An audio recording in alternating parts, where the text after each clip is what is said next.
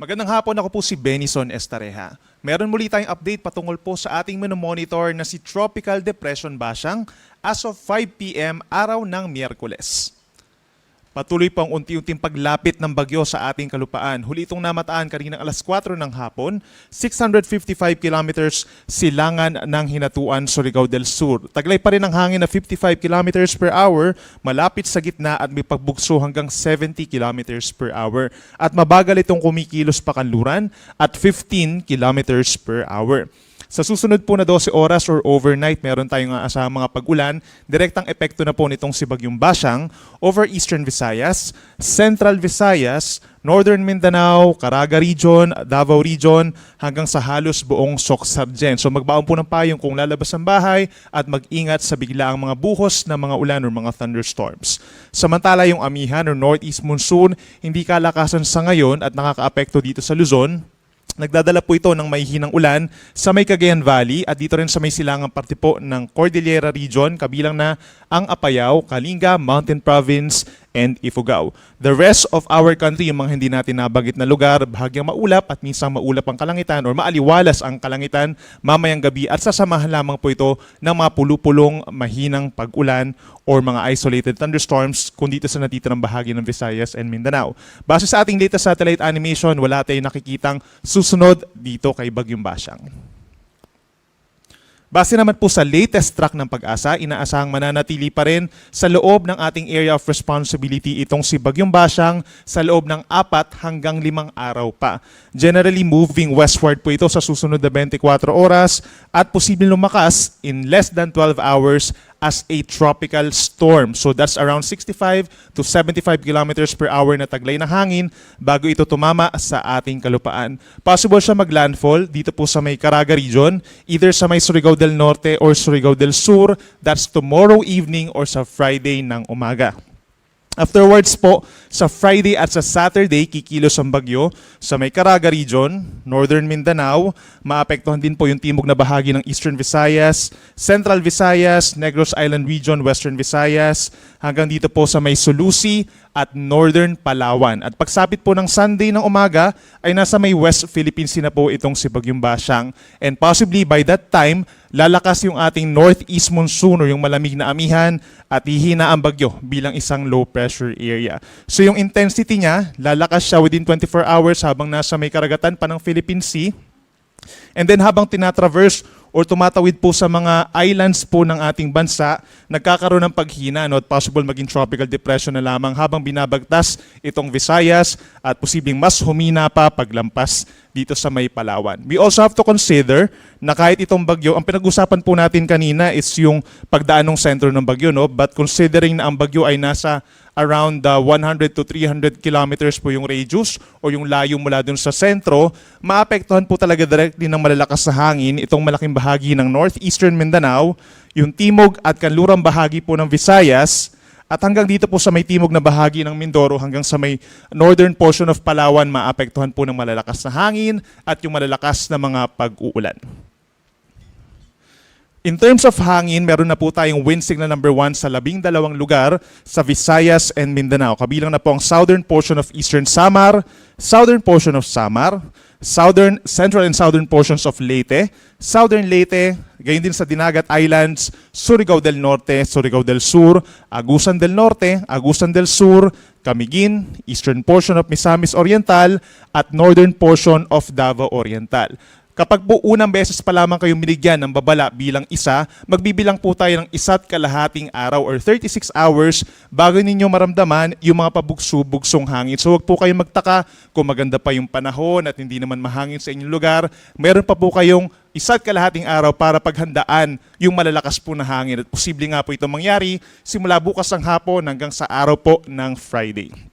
So mas marami pang lugar ang magkakaroon ng mga wind signals at dahil nga po inaasahan na lalakas pa ang bagyo bilang tropical storm hanggang wind signal number 2 po ang highest wind signal na itataas natin dun sa mga posibleng daanan ng bagyo base sa ating latest track. Yung mga pabugso-bugsong hangin mararamdaman din po sa ibang lugar sa ating bansa. Yan po ay dahil kay Bagyong Bashang at dahil na rin sa northeast monsoon. Most of Luzon, pabugso-bugso ang hangin bukas. Ganyan din sa Visayas, Northern Mindanao, Davao Region, Zamboanga Peninsula, Basilan at Tawi-Tawi.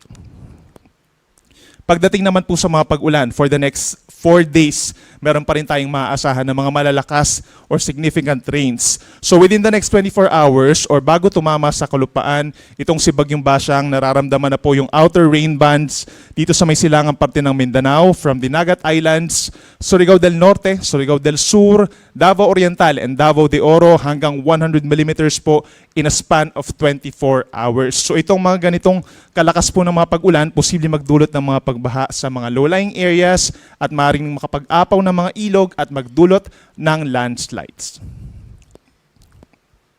Then sa Thursday po or bukas, inaasahan din po, hindi lang ito mga lugar na ito magkakaroon ng mga kalat-kalat na ulan. No? Asahan din po yung mga generally light to moderate rains over malaking bahagi ng Visayas at yung natitirang bahagi din po ng Mindanao dahil dun sa trough or outer parts nitong Bagyong Basyang. Pagsapit po bukas ng hapon hanggang sa Friday ng hapon, ito yung time kung saan papalandfall na yung bagyo hanggang sa makarating po dito sa may Central Visayas. So during those 24-hour period, ito yung mga lugar na magkakaroon ng mga significant na pag-ulan. Asahan po yung hanggang 200 millimeters simula po bukas ng hapon. Itong mga may kulay orange, kabilang na po ang Southern Leyte, Bohol, Siquijor, Camiguin, Dinagat Islands. Basically, yung buong Caraga region, meron na po tayong 100 to 200 millimeters. Simula po yan bukas ng hapon.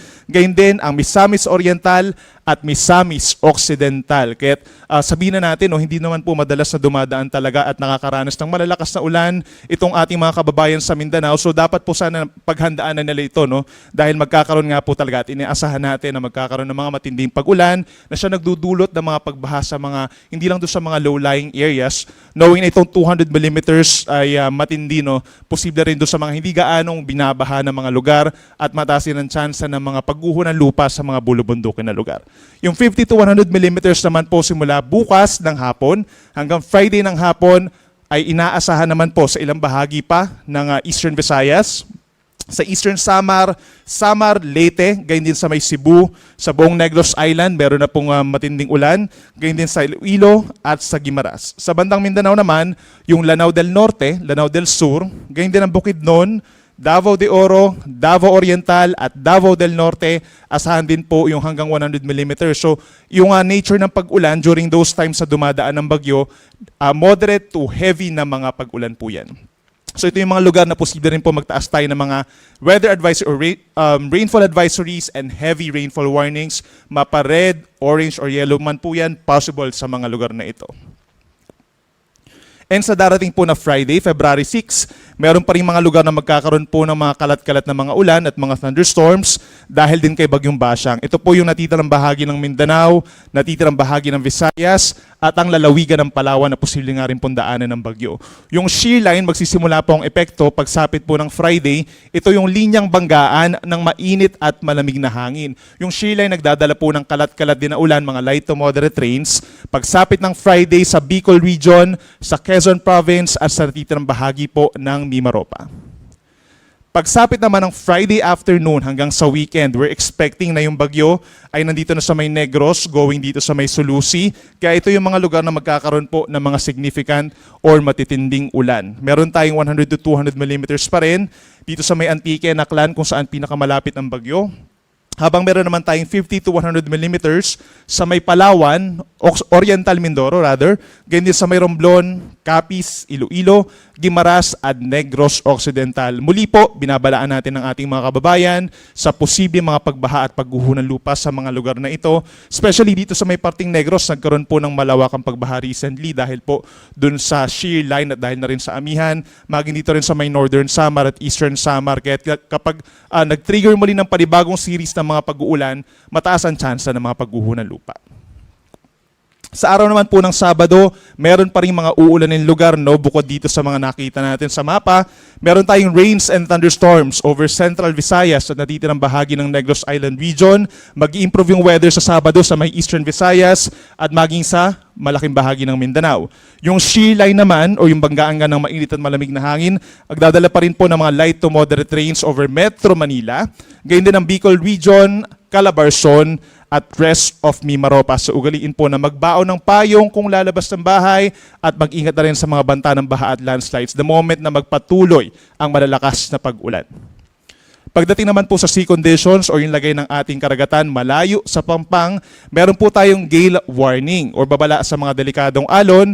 Ito yung mga lugar na pinakamalapit sa bagyo sa ngayon, sa Bagyong Basyang. Northern Samar, Eastern Samar, baybayin ng Dinagat Islands, Surigao del Norte at Surigao del Sur hanggang 4.5 meters po sa ngayon. Equivalent po yan sa 1.5 palapag ng gusaling taas sa mga pag-alon. Delikado for small sea vessels or even yung mga medium-sized vessels. No? At dahil nga meron ng wind signals doon, most likely pagbabawalan na po ang sea travel at magpapatuloy pa ang sea travel suspensions hanggang bukas or sa Friday. At speaking of mataas sa mga alon, meron din pong chance na magkakaroon tayo ng mga daluyong, no? Dahil inaasahan nga natin that within the next 2 days ay lalakas, or within the next 24 hours rather, ay lalakas pa itong si Tropical Depression Basyang into a tropical storm. Magtataas na po tayo ng storm surge or babala sa daluyong. Within the next 48 hours or 2 araw, bukas at sa Friday, posible na po yung 1 to 2 meters na taas ng daluyong. Ito yung pagragasa po ng tubig malapit sa Pampang mismo, no? Sa mga coastal communities natin, sa may Dinagat Islands, Surigao del Norte, Surigao del Sur at Davao Oriental. So please coordinate naman sa inyong mga local government units, yung mga nakatira po sa mga coastal communities kung kinakailangan ng rescue or evacuation. Yun namang gale warning, speaking of gale warning kanina, possible na madagdagan pa po yung gale warnings natin dito po sa baybayin ng Agusan, sa may natitirang baybayin po ng Eastern Visayas, Central Visayas at yung paligid po ng Mindanao Sea. Mataas din po ang chance na habang lumalapit ng bagyo, nagkakaroon din tayo dyan ng delikadong alon at yung mga sea travel suspensions. At yan muna latest mula dito sa Weather Forecasting Center po ng Pag-asa. Yung next update natin ay mamayang 11:00 po ng gabi. Ako muli si Benison Estareja. Mag-ingat po tayo.